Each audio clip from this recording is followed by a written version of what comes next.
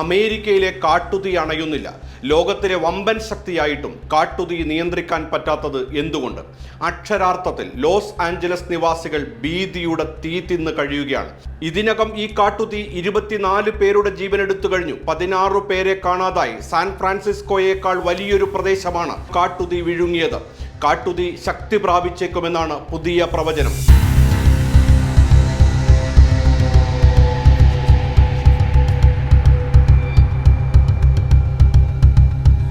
രാജ്യത്തെ ഏറ്റവും സമ്പന്നമായ പ്രദേശങ്ങളിലൊന്ന് കത്തി അമർന്നപ്പോൾ അമേരിക്കൻ ഭരണകൂടം കണ്ണടച്ചിരുട്ടാക്കുകയാണ്.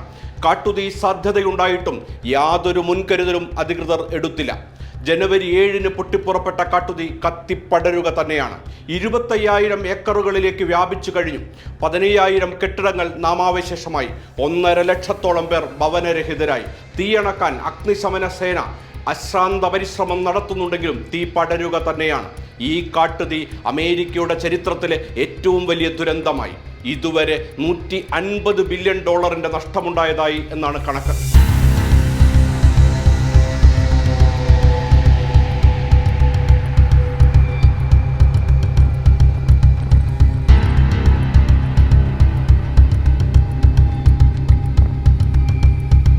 ഏറ്റവും ഒടുവിൽ വൈസ് പ്രസിഡന്റ് കമല ഹാരിസിന്റെ വസതി വരെ കാട്ടുതീ ഭീഷണിയിലാണ്. മലകളും കടൽ തീരവും ഒരുമിച്ച് ചേരുന്ന സുഖവാസ കേന്ദ്രമായി ഇവിടെ ഭൂരിഭാഗവും ഹോളിവുഡിലെ പ്രമുഖ താരങ്ങളടക്കം അമേരിക്കയിൽ അതിപ്രശസ്തരും അതിസമ്പന്നരുമാണ് കഴിഞ്ഞു വരുന്നത്. കഴിഞ്ഞ വർഷം സ്വകാര്യ ഏജൻസി പുറത്തുവിട്ട കണക്കുപ്രകാരം ലോസ് ആഞ്ചലസിൽ 43 ശതകോടീശ്വരന്മാരുണ്ട്. കാലിഫോർണിയയിൽ തീക്കാലമാണ് രൂപപ്പെട്ടിരിക്കുന്നതെന്നും അത് എവിടെ എങ്ങനെ കലാശിക്കുമെന്ന് പറയാനാവില്ലെന്നാണ് ഗവർണറുടെ ഭാഷ്യം. പുകഞ്ഞു തുടങ്ങിയ വിവരം കിട്ടിയിട്ടും തീയണക്കാനുള്ള ശ്രമം ഉണ്ടായിട്ടില്ലെന്നും ലോകത്തെവിടെയും ചുട്ടരിക്കാൻ ചാടിയിറങ്ങുന്ന അമേരിക്കക്ക് സ്വന്തം ജനതയുടെ സുരക്ഷയ്ക്ക് ഒരു ചുക്കും ചെയ്യാനാവുന്നില്ലെന്നാണ് ആക്ഷേപം.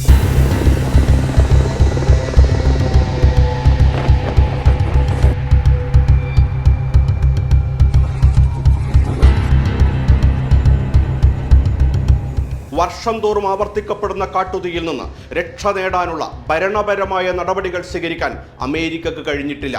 ഒപ്പം കാലാവസ്ഥാ വ്യതിയാനമെന്ന ഗുരുതര പ്രതിസന്ധിയെ മറികടക്കാനുള്ള ശ്രമത്തിന് പലപ്പോഴും തടയിടുകയാണ് അമേരിക്കയെന്നാണ് വിമർശനം.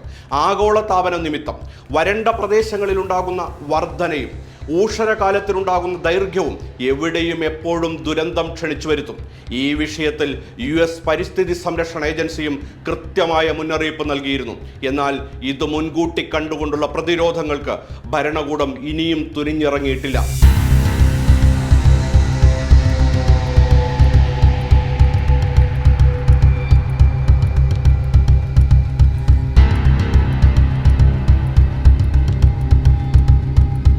ബുധനാഴ്ച ഉച്ചവരെ മണിക്കൂറിൽ 80 മുതൽ 113 കിലോമീറ്റർ വരെ വേഗത്തിൽ കാറ്റ് വീശുമെന്നാണ് പുതിയ പ്രവചനം. തീ കൂടുതൽ ആളിക്കത്താൻ കാറ്റിടയാക്കുമെന്ന് നാഷണൽ വെതർ സർവീസ് അധികൃതർ. ലോസ് ആഞ്ചലസിൽ 40,000 ഏക്കർ പ്രദേശമാണ് ഇതിനകം കാട്ടുതീ ചുട്ടരിച്ചത്. 1.5 ലക്ഷം പേരെ പ്രദേശത്തു നിന്ന് കുടിയൊഴിപ്പിച്ചു.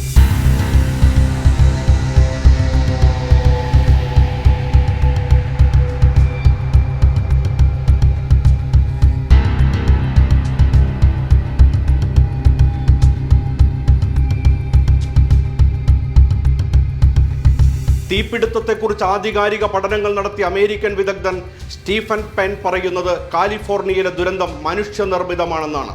ഇതിനിടെ അനാവശ്യ ഭീതി പരത്താൻ വ്യാപകമായി AI നിർമ്മിത വീഡിയോകളും സാമൂഹിക മാധ്യമങ്ങളിൽ പ്രചരിക്കുന്നുണ്ട്. ഫലസ്തീനിലും പശ്ചിമേഷ്യയുടെ വിവിധ ഭാഗങ്ങളിലും ഉക്രൈനിലുമൊക്കെ യുദ്ധത്തീ പടർത്തി മനുഷ്യക്കുരുതി നടത്തുന്ന അമേരിക്കയിലാണ് പ്രകൃതിയുടെ സംഹാര താണ്ഡവം. മഴക്കമ്മി നേരിടുന്ന കാലിഫോർണിയയുടെ 39.1 ഭാഗം മാത്രമേ കഴിഞ്ഞ വർഷം മഴ കിട്ടിയിരുന്നുള്ളൂ. അവശിഷ്ട മേഖലകൾ അസാധാരണമാം വിധം വരണ്ടതാണ്. അതിവരൾച്ച വനമേഖലയിലെ സസ്യസമ്പത്തിനെ പ്രതികൂലമായി ബാധിക്കുകയാണ്. വരണ്ടുണങ്ങിയ കാടും പുൽമേടുകളും ചെറിയൊരു തീപ്പൊരി വീണാൽ കത്തിപ്പടരുകയായി. ഇത്തവണത്തെ കാട്ടുതീയെങ്കിലും അമേരിക്കക്ക് പാഠമാകുമോ? കണ്ടറിയാം.